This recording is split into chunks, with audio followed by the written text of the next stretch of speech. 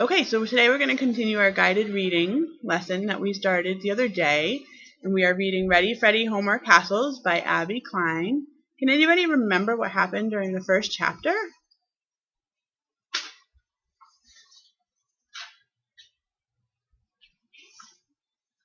Freddy's our main character.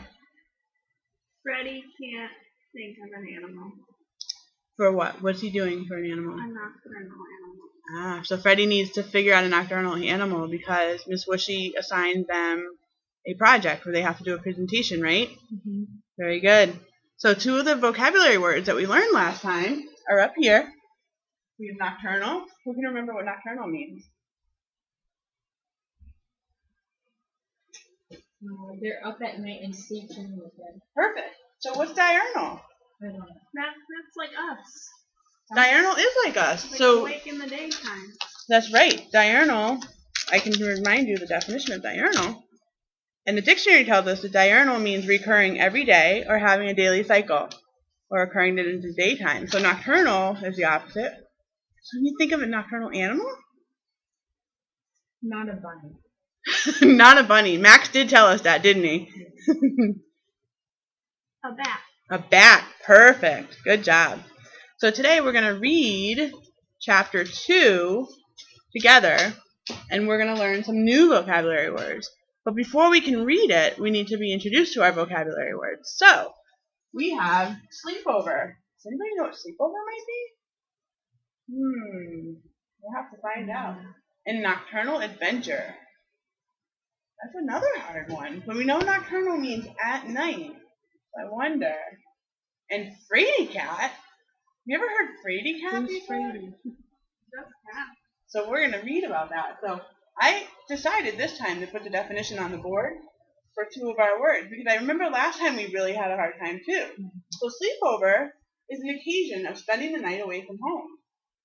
Fraidy cat, you were asking what that means, is child's term for a timid or fearful person, often used as a taunt when addressed to another child. So you might hear your friends on the playground say, "You're such a fraidy cat," if you don't want to jump off of that slide. So it's kind of teasing them. It's not really kind. It's not really nice. So, all right.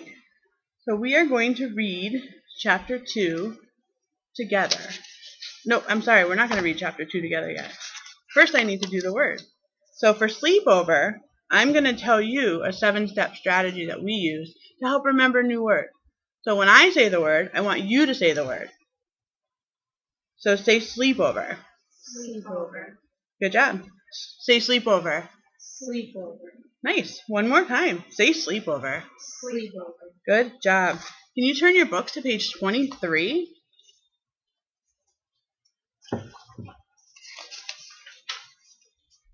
On page 23, the book tells us, or the book states, "I forgot you have your little sleepover tonight. I'll have double trouble." "All right, Susie, that's enough," my mom said. "Stop picking on Freddie." So we already talked about what the dictionary tells us about sleepover. And in the book, Susie is talking to Freddie about his sleepover with his friend. So that must mean that his friend's sleeping over at his house. Another way to know sleepover is, this morning during morning meeting, Alexa told us that she had a sleepover at her abuela's house over the weekend because her parents had to work. She slept in her mom's old bedroom. So that means Alexa slept at her grandparents' house. Or, I heard a group of students talk about having a sleepover party for her friend's birthday. So this means that they will all sleep at the friend's house for her birthday. So that's what sleepover is. The word sleepover is considered to be a noun, which describes a person, place, or thing. We can break the word apart into sleep and over. So sleep and over. The word has 3 syllables all together. So let's clap out our syllables. Sleep over. Is that 3? Nice job. So for 1 minute, I want you guys to talk about any experiences that you've had with a sleepover. Sleepover. Because we're twins. We have so much fun when we sleep over her house. She makes us cookies. So we don't have to sleep at home. Okay, minute's up. So what did you share? We both sleep at our own. You sleep at your abuela's house too. Oh, wow. Do you do that a lot? Yeah. It's special. She makes us cookies. She makes you cookies. Perfect. Excellent. So great job on the word sleepover. Let's find out about nocturnal adventure. So I will have you, we're going to do the same thing. We're going to repeat the words. So I'm going to say nocturnal adventure, and I want you to say nocturnal adventure. So go ahead. Nocturnal adventure. Nocturnal adventure. Good. Nocturnal adventure. Nocturnal adventure. Nice. Nocturnal adventure. Nocturnal adventure. Perfect. Can we find it on page 32 in our book? The text reads, "This nocturnal adventure was going to be so cool. I waved my hand toward Robbie in a quick let's go motion and whispered, 'Come on.' So, nocturnal adventure, and he's going to be really cool. We know that nocturnal means at night, and we probably know adventure means something fun, right? So, maybe they're going to do something fun at night? That's not loud. That's not allowed normally. All right. So to understand the phrase nocturnal adventure,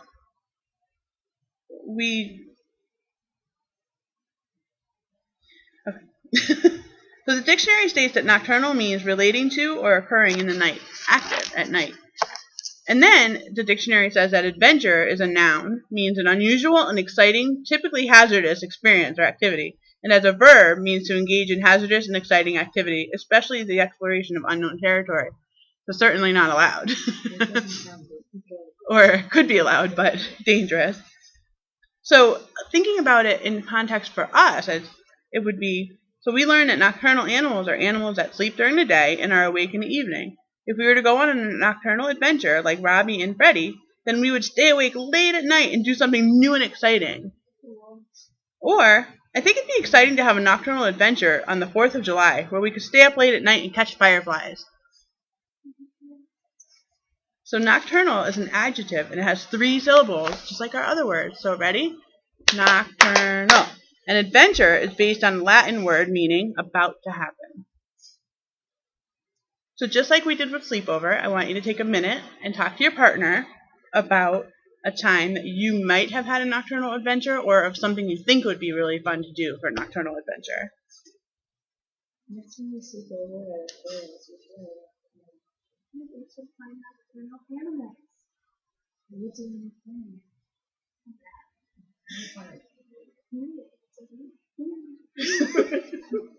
Sounds like you might have already read the book, the entire book. So that's what Freddie and Robbie are trying to do. They're staying up late to have a nocturnal adventure to find out what it would be like and to figure out a nocturnal animal for Robbie. So great job. Or for Freddie. Great job. So remember to remember what nocturnal adventure means, because we're going to be putting it in a skit for the rest of the class around a nocturnal adventure that we will create. All right.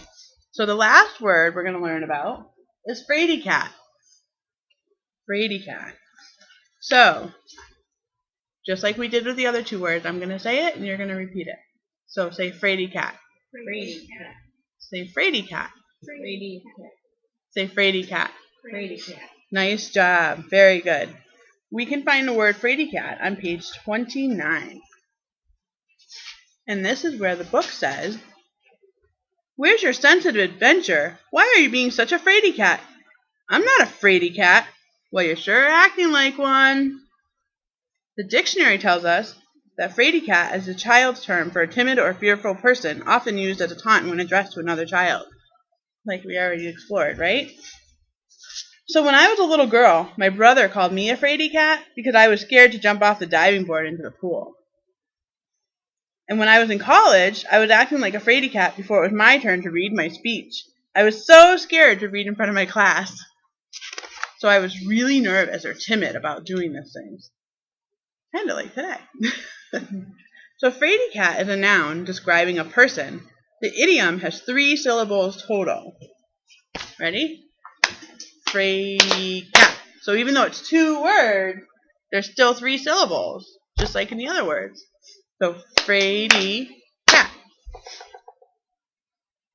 The phrase is another way of telling someone that they are scared to do something. So I'd like you guys to turn to each other and talk about why Robbie might have called Freddie a fraidy cat in the story. So go ahead. You might be afraid of the nighttime. I like the nighttime. What's really afraid of that? You're just scared of the dark. The dark can be scary sometimes. All right. Great job. Good sharing. So I'm going to ask you a question, and I want you to really think about it and maybe tell me a time that you were a fraidy cat. So one time that I was a fraidy cat was when I remember feeling what when I was acting like a fraidy cat.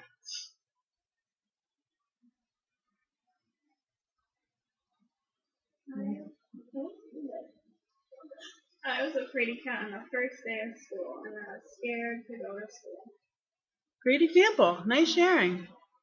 I was a fraidy cat when I was on the jungle gym, and the pole, you have to go on the pole, and I was with my sister calls me a fraidy cat.